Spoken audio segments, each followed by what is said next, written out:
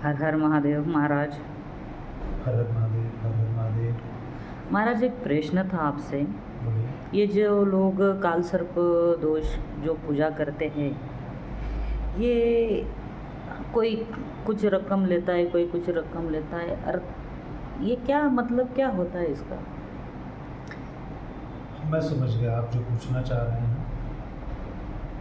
काल सर्प दोष निवारण की जो पूजाएं होती हैं, ये एक्चुअल एक बहुत अच्छी विधि है।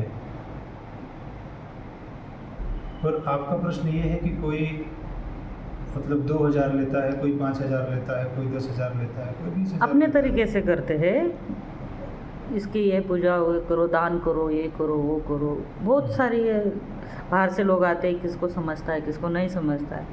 ये अपने तरीके से बात तो ये है कि जो धनराशि बताते हैं। और ऐसा है कि पढ़े लिखे ब्राह्मण और ब्राह्मण दोनों चीज़ें कम हैं। पढ़े लिखे जो ब्राह्मण हैं वो इस तरीके का कर्म बिल्कुल नहीं करते। पढ़े लिखे जो ब्राह्मण हैं वो निश्चित एक प्लेटफॉर्म पर काम करते हैं। और ये जो केवल ब्राह्मणों को देख कर कि ब्राह्मणों की कमाई बहुत ज़्यादा है पूजा पाठ आदि में, ऐसे लोग ब्राह्मणों से ज़्यादा संख्या में हो गए हैं पूरे जहाँ जहाँ भी हमारे धार्मिक स्थल हैं। जैसे आपका त्र्यंबकेश्वर हो गया, नासिक हो गया, उज्जैन हो गया, ऐसी जगहों पर जो ब्राह्मण नहीं हैं, ब्राह्मण ना होने के बावजूद भी उनको केवल ये पता है कि अपन ब्राह्मण 2-4 लोगों को सेवा के लिए रख लेते हैं कि आप चलो सेवा करना, ये वो 2-4 काम करना। वो लोग क्या करते हैं कि ब्राह्मणों से थोड़ी बहुत विधि को जान लेते हैं और पैसे कमाने के चक्कर में वो लोग पूजा करना शुरू करते हैं। अब 2100 की काल सर्प की पूजा में तो ये तो केवल और केवल लूट है। ऐसी पूजा होती ही नहीं है, क्योंकि 2100 में ना तो आप चांदी के नांग खरीद सकते, ना तो सोने का नांग खरीद सकते, ना तो फूल माला आदि खरीद सकते। तो 2100 में आपकी पूजा कैसे होगी? ये पूरा रॉन्ग है, 100% फ्रॉड है। इसी तरह आपने और भी जो प्रश्न किया। जी, मैं और एक प्रश्न था मेरा। मैं व्यक्तिगत रूप से आपसे बात हुई थी हमारी, अभी क्लियर कर रही हूँ कि जो वो लोग वास्तु शांति करते हैं, लोग ब्राह्मण लोग, कोई 5000 लेता है, कोई 10,000 लेता है, कोई 15,000 लेता है, ये वास्तु शांति करना क्यों अनिवार्य है? बहुत सही प्रश्न है। देखिए, आपका जो वास्तु है, वास्तु शांति, इसका नाम है वास्तु शांति। जैसे अपन कुंडली की शांति करवाते हैं, जैसे काल सर्प शांति की आपने बात की, तो हमारे वास्तु में ग्रह निर्माण को लेकर के किसी भी प्रकार का अगर दोष है तो उस दोष निवारण हेतु वास्तु शांति नामक विधि की जाती है। लेकिन वास्तु शांति नामक विधि में जो सर्वश्रेष्ठ व्यवस्था है वो, जैसे शादी में दूल्हा और दुल्हन, लाखों लोग आते हैं पर इम्पोर्टेंट व्यक्ति कौन होते हैं उसमें? दूल्हा और दुल्हन। तो इस वास्तु शांति में जो वास्तु की प्रतिमा होती है वो 24 कैरेट सोने में ही होनी चाहिए। ये किसी भी व्यक्ति को ज्ञान नहीं है, किसी यजमान को ज्ञान नहीं है।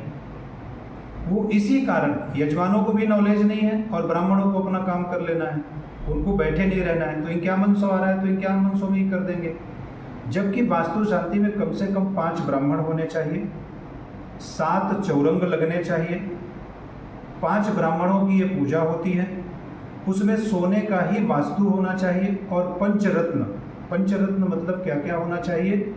पुखराज होना चाहिए, नीलम होना चाहिए, माणिक होना चाहिए, मोती होना चाहिए। ये सारे रत्न जो हैं उसमें होने चाहिए। पर लोग यहाँ क्या करते हैं कि 150 रुपये का वास्तु और रत्न लाके डाल देते हैं। ना तो यजमान को लेना देना है, ना तो ब्राह्मण को बताना है, बस बता देना है कि ये देखो वास्तु है, ये ऐसा है, वो वैसा है, ये कर दिया, वो कर दिया, वो कर दिया। यजमान को भी कुछ नॉलेज नहीं होता है। एक्चुअल 10,000 15,000 में वास्तु शांति की पूजा होती ही नहीं है। और अगर लोग कर भी रहे हैं तो अपनी अपनी स्वेच्छा है, यहाँ हम किसी को कुछ कह नहीं सकते। पर हकीकत यह है कि 10,000 12,000 रियल कंडीशन में मेरे खुद के बताती हूँ। मैंने 3 साल पहले पूजा करवाई थी। मैंने एक्चुअली खाली 4,000 रुपये दिए थे। उन्होंने उसमें वास्तु भी लाया था, वो रत्न भी लाए थे। हालांकि वो रत्न मेरे उम्र पे लगाए थे अंदर से। आप देखे होंगे उस समय कि वो जो आप साड़ियाँ पहनते हैं या ड्रेस पहनते हैं, जो स्टोन उनमें लगे रहते हैं, वो वही स्टोन ला करके फ्री में वो 10-20 रुपए में मिलता है। एक गोल्डन पेपर आता है जो देवताओं के किरीट मुकुट आदि बनाने में काम आता है। उस गोल्डन पेपर का कटिंग वास्तु लेते हैं और वही 25-50 रुपए, अधिकतम 70-80 रुपए में वास्तु और वो ले करके और वो लोग कर देते हैं। उनको लेकिन 4,000 आप रुपया लोग आपने बोलते हैं दिया। वास्तु शांति करने से घर में शांति बनेगी, कलेश नहीं होगा, ये नहीं होगा। ऐसा मेरे मामले में कुछ भी नहीं हुआ है आज तक। देखिए ऐसा है कि कलेश अब है कि मिटने का नाम नहीं होता, शांति है कि आने का नाम नहीं लेती, बिल्कुल कलेश है तो जाने का नाम नहीं लेता। जी, और ज़िंदगी जैसी खींचातान में चल रही वैसी तो चल ही रही है, तो वास्तु करके मुझे कुछ फ़ायदा हुआ ही नहीं। आपने जो ऐसा बोला ना, है कि, आपने जो बोला ना कि ये 2000 में 5000 में करते हैं, उस टाइप से मेरे साथ छल हुआ है। देखिए ये गलत है, ब्राह्मणों को ध्यान देना चाहिए, इस तरीके के कर्म नहीं करने चाहिए। और अगर खुद को नहीं समझता है तो दूसरे ब्राह्मणों से, जो पढ़े लिखे ब्राह्मण हैं, उनसे सलाह लेना चाहिए, बड़े गुरुजी लोगों से सलाह लेना चाहिए। पर अभी हुआ ये है कि लोगों को कमाने से मतलब है, ज़रूरी नहीं है कि आपको सुख शांति मिलेगी या ना मिले, बस 2000-3000 रुपये डेली आना चाहिए। इस उद्देश्य से लोग काम कर रहे हैं। ये नहीं होना चाहिए महाराज जी कि आप लोगों से हम लोगों का भरोसा उठ जाए, ये होना ही नहीं चाहिए। देखिए ऐसा है कि ब्राह्मण, देखो हम गरीब है, हमने हमारी सुई इच्छा अनुसार हमने पूजा करवाई, लेकिन आपके द्वारा ये नहीं होना चाहिए भाई आप 2 दिन लेट करो लेकिन प्रॉपर करो, ये आपका सुझाव होना चाहिए, ना कि आपकी जेब हर रोज 2000-3000 से भरी रहे। ये नहीं होना चाहिए। आपने किसी को देखिए, प्रॉपर ऐसा है। सेवा देनी है हाँ, तो इस बात को आप सुनिए, रियलिटी के साथ दीजिए और जो उसका भला हो उसको करे, नहीं अन्यथा आप लोगों से हम लोगों का भरोसा उठ सकता है, उठ जाएगा। बिल्कुल उठ सकता है। ये ऐसा है, देखिए आज के टाइम में हर व्यक्ति कुछ न कुछ अपने ऊपर उलाढाल जिसको बोलते हैं, किसी प्रकार का कर्ज बाजारी है वो, और अपना घर परिवार चलाना ये सबकी जिम्मेदारी है।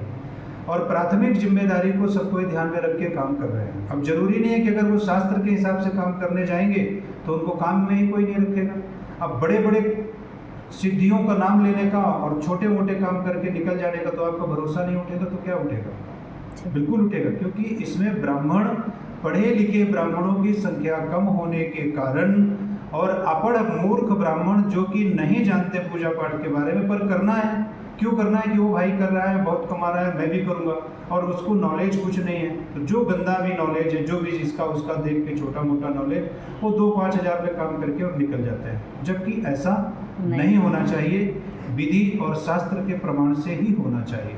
आपका बहुत नाम सुना था, हर हर आपका बहुत नाम सुना था, इसलिए आपके सेवा में हाजिर हुए हैं। आज्ञा दीजिए महाराज। हर हर महादेव। हर हर बहुत सुंदर महादेव। प्रश्न आपने पूछा। हर हर महादेव। हर हर महादेव। हम अभी निकलेंगे। जी, हर हर महादेव। हर हर महादेव।